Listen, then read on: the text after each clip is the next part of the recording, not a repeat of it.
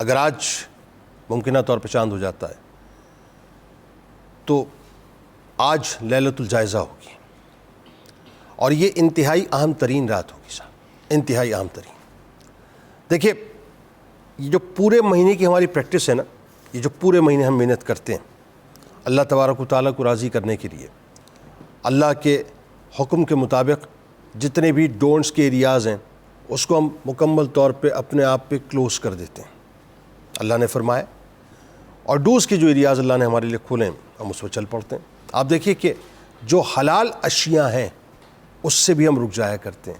کیونکہ رب یہ چاہتا ہے، ایسا ہی ہے نا۔ تو پورا مہینہ ہم پریکٹس کرتے ہیں صرف اس لیے کہ اپنے رب کو راضی کر لیں، اور اس کی ایک بہت بڑی بنیادی وجہ ہے کہ اس سے بڑا مطلب انعام اور کیا ہوگا۔ وہ جو کہتے ہیں نا کہ انعامات کی جو پیک ہے، یعنی پیک آف دی انعامات اگر میں کہوں تو وہ کیا ہے، اس میں بھی اگر ٹاپ آف دا لائن انعام ہے، اس کا بھی اگر کلائمیکس آپ دیکھیں تو یہ ہے کہ اللہ فرماتا ہے کہ روزی کی جزا میں خود ہوں۔ تو ایک مسلمان کے لیے تو صاحب اس سے بڑا انعام اور ہو کیا سکتا ہے کہ انعامات کی بھی سمجھ لیجئے کہ آپ معراج ہے یہ کہ اللہ تبارک و تعالیٰ جو ہے وہ فرماتا ہے کہ اس کا انعام میں خود ہوں، اس کی جزا میں خود ہوں۔ تو بندہ تقاضا کرتا ہے پورے مہینے محنت کرتا ہے کہ بس رب راضی ہو جائے اور رب مل جائے۔ قرآن کی تلاوت ہو رہی ہے، نمازوں کی پابندی ہو رہی ہے، سب کچھ ہو رہا ہے۔ اللہ کتنا کریم ہے، آپ یہ دیکھیے کہ اس نے پہلے رحمت کا عشرہ عطا کیا، بندہ سنبھلا کہ نہیں سنبھلا، ڈگمگایا کہ نہیں ڈگمگایا، راضی کیا کہ نہیں کیا، تو بندے کو یہ کہا کہ مایوس مت ہو، مغفرت کا عشرہ لے لے۔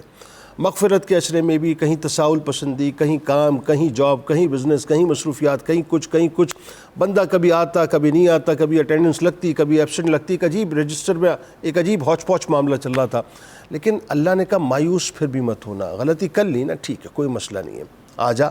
اب تجھے میں ایک ایسا عشرہ دے رہا ہوں کہ جس میں انڈورسمنٹ ہو جائے گی اس بات پہ کہ تجھے دوزخ کی نار سے آزاد کر دیا جائے گا۔ بندے نے پھر تساہل پسندی شروع کی، اس نے کہا پہلی شب لے لے، ممکنات شب قدر ہے، تاخرات لے لے 83 برس 4 مہینے سے اوپر کی عبادت کر لے۔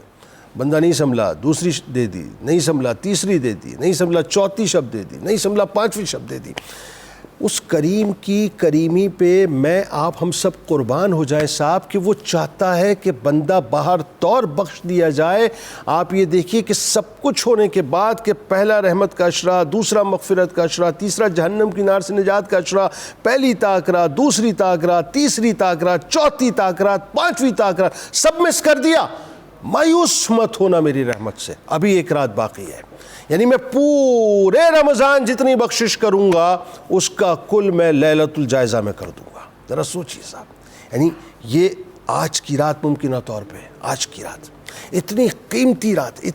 رات صاحب کہ جس کو ہم تصور بھی نہیں کر سکتے کہ اللہ تبارک و تعالیٰ پورے مہینے جتنے مسلمانوں کو جہنم کی نار سے خلاصی عطا کرتا ہے، ان کو بخشش کے پروانے دیتا ہے، ان کے اوپر رحمتوں کو نزول کرتا ہے، ان کو انڈورس جنتی کر دیتا ہے، اس کا کل آج کی رات بخشا جائے گا۔ اور ہمارا عالم کیا ہے صاحب، آج کی رات ہم بازاروں میں گزار دیا کرتے ہیں، آج کی رات ہم شاپنگ مالز میں گزار دیا کرتے ہیں، آج کی رات ہم شیطان کے پیروکار بن جایا کرتے ہیں، آج کی رات ہم شیطان کو خوش کیا کرتے ہیں، آج کی رات ہمیں شاپنگ کرنی ہے، جوتے لینے ہیں، مہندی لگوانی ہے، بال صحیح کروانے ہیں، بوٹاکس کروانا ہے، پتہ نہیں کیا کچھ کروانا ہے ہمیں۔ خدا کا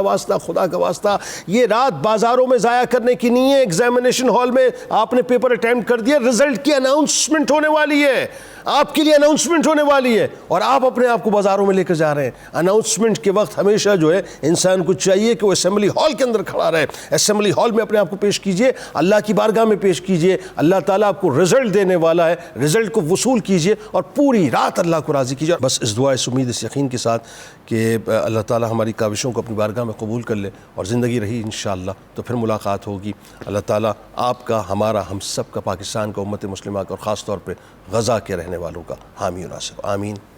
اللہ حافظ۔